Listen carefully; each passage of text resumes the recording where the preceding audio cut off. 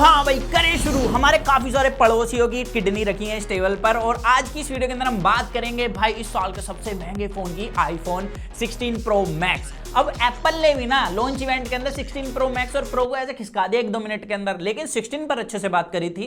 खैर हमने भी अच्छे से बात करी है, उसकी वीडियो आप चेकआउट कर सकते हो।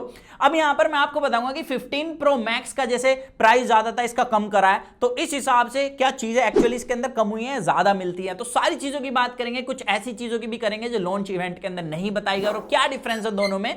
तो वीडियो अच्छी लगे चैनल सब्सक्राइब कर देना, वीडियो कर देना लाइक। आगे बढ़ते हैं, आइए देखते हैं, मजा आएगा। तो शुरुआत करेंगे इस साल के सबसे बड़े चेंज से और वो है बड़ा साइज। 6.7 इंच से बढ़ा के 6.9 इंच कर दिया भाई प्रो मैक्स का साइज।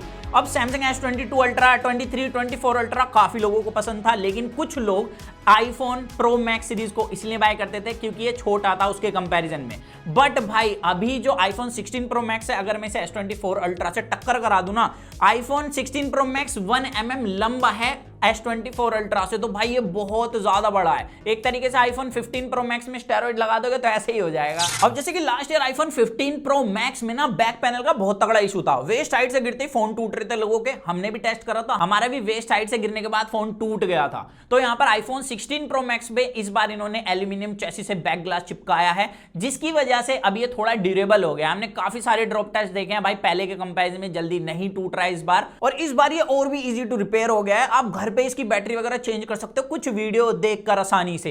बाकी ये जो इस बार इन्होंने कलर दिया है, मेरे पास डेजर्ट टाइटेनियम कलर है भाई, ये रोज गोल्ड वाला कलर है एक तरीके से। अब इन्होंने लास्ट टाइम जो नेचुरल टाइटेनियम कलर दिया था भाई, ये ग्रे कलर की फील दे रहा था। अभी भी ये कलर आता है, बट मेरे को ये पसंद है तो मैंने ये वाला बाय करा। इसके अलावा बैक में वही ग्लास है, कस्टम कोनिंग ग्लास, और ये जो साइड का फ्रेम है ना, है तो अभी भी ब्रश फिनिश में, बट इस कलर की वजह से थोड़ा सा शाइनी लगता है, लेकिन फिंगरप्रिंट वगैरह कुछ भी नहीं लग रहा है। और फ्रंट में बात करें तो इस बार इन्होंने नया वाला सिरेमिक शील्ड यूज करा है, जिसकी वजह से 50% और ड्यूरेबल है। ड्यूरेबिलिटी का मतलब इसमें यह है कि स्क्रैचेस वगैरह तो इसमें अभी भी उतनी लग रही है काफी आसानी से दूसरे ग्लास के कंपैरिजन में। बट अगर आपके फोन गिरते हैं तो लास्ट टाइम वाला जो सिरेमिक ग्लास है उस पर अगर मोर का पंख बनेगा तो यहां पर हल्का सा ही क्रैक आएगा, तो ये डिफरेंस हो जाता है दोनों में। अब इस बिल्ड के अलावा जो एक डिफरेंस आ जाता है डिजाइन में 15 प्रो मैक्स और 16 प्रो मैक्स के बीच में, वो है कैमरा कंट्रोल बटन। क्योंकि एक्शन बटन तो पहले ही मिलता था जिसे आप असाइन कर सकते थे, देखो साइलेंट वगैरह तो हो जाता था, फ्लैश भी यूज हो जाती थी, थर्ड पार्टी एप्लीकेशन के साथ भी अच्छे से वर्क करता था, तो वो सारे फंक्शन यहां पर भी आप परफॉर्म कर सकते हो एक्शन बटन के साथ। बट जो यहां पर कैमरा कंट्रोल बटन है, जैसे कि अगर आपने मेरी आईफोन 16 वाली वीडियो देखी होगी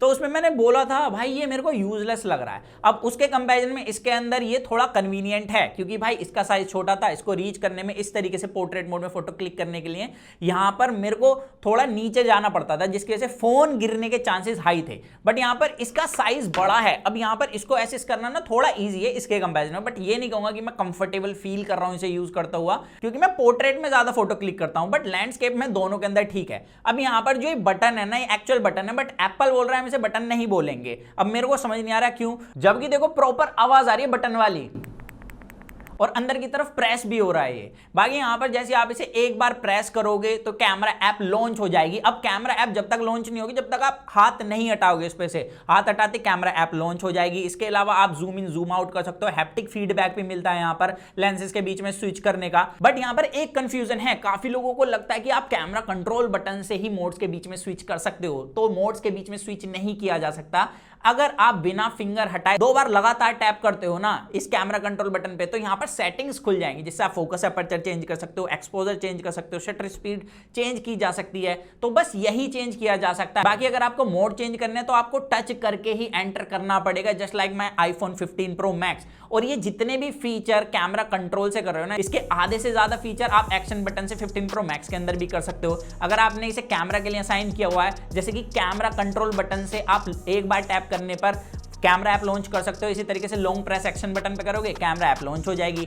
एक बार प्रेस करने के बाद फोटो क्लिक होगी, इसके अंदर भी एक्शन बटन पे क्लिक करने के बाद फोटो क्लिक हो जाएगी। जितनी देर तक प्रेस करके रखोगे उतनी देर तक वीडियो रिकॉर्ड होगी, इसके अंदर भी जितनी देर तक प्रेस करके रखोगे उतनी देर तक वीडियो रिकॉर्ड होगी। सिर्फ सेटिंग्स और जूम नहीं कर पा रहा एक्शन बटन, बाकी तो मेरे हिसाब से एक्शन बटन इज इनफ। तो मेरे को तो अभी तक ये गिमिकी लग रहा है, बाकी देखो रिव्यू तक मेरे ख्यालात बदल जाए, सोच बदल जाए, उसकी बात अलग है, उसके लिए चैनल सब्सक्राइब कर ले। अब बात कर लेते हैं दोनों के कैमरास की। अब वैसे वैसे तो ज्यादा कुछ बताने के लिए डिफरेंस है नहीं कैमरा के अंदर, क्योंकि यहाँ पर मेन कैमरा 48 मेगापिक्सल का मिलता है, यहाँ पर जो 5x टेलीफोटो है वो भी 12 मेगापिक्सल का है और सेम परफॉर्म करते हैं भाई आउटडोर इंडोर हर कंडीशन के अंदर। इनफैक्ट आईफोन 15 प्रो मैक्स का जो कैमरा है वो भाई बेटर डायनेमिक रेंज शो कर रहा है मुझे आउटडोर कंडीशन में। रिजल्ट आपके सामने यहाँ पर आ रहे होंगे। बट जो इस बार इन्होंने बड़ा चेंज करा है भाई आईफोन 16 प्रो मैक्स के कैमरे में वो है इसका अल्ट्रा वाइड। भाई 12 मेगापिक्सल हटाकर इन्होंने 48 मेगापिक्सल का डाल दिया और इसकी वजह से यहाँ पर जब आप फोटो क्लिक करोगे तो भाई नॉर्मल मोड में तो ज्यादा डिटेल में डिफरेंस नहीं मिलता, लेकिन जब आप हाई रेज में फोटो क्लिक करते हो तो उस टाइम पर आपको अच्छा खासा डिटेल में डिफरेंस मिल जाएगा। यहाँ पर रिजल्ट फिर से आपके सामने आ रहे होंगे। इसके अलावा एक और छोटा सा जो चेंज मैंने मेन कैमरे में नोट करा वो है भाई जब आप लाइट की डायरेक्ट फोटो क्लिक करोगे, पहले गोस्टिंग इफेक्ट मतलब रिफ्लेक्शन बहुत ज्यादा आती थी, इस बार रिफ्लेक्शन काफी कम कर दी गई है और जो भाई हेजीनेस है ना वो भी खत्म हो गई है फोटो के अंदर काफी हद तक। अब ऐसा इस वजह से क्योंकि इन्होंने मेन कैमरे में एंटी रिफ्लेक्शन कोटिंग डाली आईफोन 16 और प्रो दोनों के अंदर ही, बट इसका एडवर्टीजमेंट इन्होंने अच्छे से नहीं करा, मतलब बताया भी नहीं था लॉन्च इवेंट के अंदर। और इस बार इन्होंने आईफोन 16 प्रो मैक्स में फोटो के अंदर ना फिल्टर्स ऐड करते हैं जिनका नाम इन्होंने अंडरटोन रखा है। अब आप फोटो क्लिक करते समय भी नहीं यूज कर सकते हो और फोटो क्लिक करने के बाद भी नहीं यूज कर सकते, इवन इनसे छेड़खानी करके सैचुरेशन वगैरह और अप या कम कर सकते हो, तो ये भी बढ़िया है। अब यहाँ पर जो चेंज आता है वो है वीडियो रिकॉर्डिंग में। 4K सेटिंग्स आपको भाई अभी भी वही मिलती है मेन कैमरा के अंदर, बट यहाँ पर स्लोमो के अंदर आप 4K 120 FPS तक स्लोमो रिकॉर्ड कर सकते हो। पहले आप HD 240 FPS तक ही कर सकते थे, तो यहाँ पर ये भी चेंज है और क्वालिटी भाई मेरे को काफी इंप्रेसिव लगी है। और अब आप अपनी 4K की नॉर्मल वीडियो को भी स्लोमो में कन्वर्ट कर सकते हो क्योंकि अब ये 4K 120 FPS में वीडियो रिकॉर्ड करता है। और आईफोन 16 प्रो मैक्स में इस बार इन्होंने माइक्रोफोन चेंज करे हैं और यहाँ पर स्टूडियो लेवल माइक्रोफोन्स यूज करे हैं, प्लस नॉन प्रो जैसा इसके अंदर भी ऑडियो मिक्स मिलता है। अभी ये स्टैंडर्ड में आप मेरी ऑडियो सुन रहे हो, जैसे इन फ्रेम पर क्लिक करेंगे बैकग्राउंड नॉइज काफी हद तक कट हो जाती है और इसे आप एडजस्ट भी कर सकते हो। बाकी स्टूडियो का ऑप्शन मिलता है और एक सिनेमैटिक का, तो आप बताना आपको किस में ऑडियो ज्यादा अच्छी लग रही है और आपके लिए फीचर कितना यूजफुल है। वैसे इंडियन ब्लॉगर के लिए तो काफी होने वाला है। बाकी अब बात कर लेते हैं जैसे कि यहाँ पे 6.9 इंच स्क्रीन साइज करा है 6.7 इंच से, तो क्या क्या डिफरेंस है। तो सबसे पहले तो इन्होंने BRS टेक्नोलॉजी यूज करी है, मतलब बॉर्डर रिडक्शन टेक्नोलॉजी, जिसकी वजह से नो डाउट यहाँ पर बेजल्स कम लग रहे हैं और ये सामने से देख के अलग ही फील हो जाता है। बाकी यहाँ पर डिस्प्ले की स्पेसिफिकेशन सेम है, super retina XDR OLED panel है, HDR10 डोल्बी विजन में कंटेंट स्ट्रीम कर सकते हो, बट इस बार थोड़े से रेजोल्यूशन इन्होंने बढ़ाए हैं। अब रेजोल्यूशन बढ़ने के बाद PPI नहीं बढ़े हैं क्योंकि यहाँ पर साइज बढ़ा है, PPI ऑलमोस्ट सिमिलर ही मिलते हैं। बाकी यहाँ पर अगर बात करें कलर्स की, उनमें कितना डिफरेंस है, क्योंकि यहाँ पर सैमसंग का E14 पैनल यूज करा है और मेरे को लगा था E14 पैनल यूज करा है तो बेटर डायनेमिक रेंज होगी, बेटर HDR हिट करेगा, तो मैंने भाई दोनों के अंदर कंटेंट देखा। सबसे पहले तो 2000 निट्स की पीक ब्राइटनेस मिलती है, लोएस्ट 1 निट्स तक जा सकती है, 120 हर्ट्ज का पैनल है। यहाँ पर नॉर्मल कंटेंट देखा, सेम कलर्स थे, सेम डेप्थ थी, हर चीज सिमिलर थी। एंड यहाँ पर HDR कंटेंट देखा, उसमें भी सेम ही रिजल्ट थे, यहाँ पर कोई भी डिफरेंस नहीं है क्लियरिटी के अंदर। बिल्कुल ऐसा लगता है आप दो सेम फोन के अंदर कंटेंट देख रहे हो। बट हाँ एक बात है, कंटेंट देखते हुए जो स्पीकर्स की क्वालिटी है वो नो डाउट यहाँ पर आईफोन 16 प्रो मैक्स में बड़ी है। हालांकि यहाँ पर दोनों के हैप्टिक्स सिमिलर परफॉर्म करते हैं, बट यहाँ पर अब बात करें दोनों की परफॉर्मेंस की, तो भाई आईफोन 16 प्रो मैक्स में A18 प्रो चिपसेट मिलता है, वहीं पर 15 प्रो मैक्स के अंदर A17 प्रो चिपसेट दिया गया है, जिसकी वजह से यहाँ पर 16 प्रो मैक्स थोड़ा पावरफुल हो गया है। यहाँ पर स्कोर आपके सामने आ रहा होगा और ये अभी और ज्यादा पावर एफिशिएंट भी हो गया है। रीजन सिंपल सा है, क्योंकि A18 प्रो चिपसेट 3nm पर बिल्ड है, जिसकी वजह से कम बैटरी कंज्यूम करता है। हालांकि इसके अंदर भी हेक्सा कोर प्रोसेसर मिलता है, 2 परफॉर्मेंस कोर है, 4 पावर एफिशिएंसी कोर है और इसका जो NPU है मतलब न्यूरल प्रोसेसिंग यूनिट वो बढ़ा दिया है, जो कि 35 ट्रिलियन ऑपरेशन पर सेकंड हैंडल कर सकती है, मतलब बेटर AI टास्क हैंडल कर लेगी। हालांकि यहाँ पर जितने भी आईफोन 16 सीरीज के अंदर फोन लॉन्च हुए हैं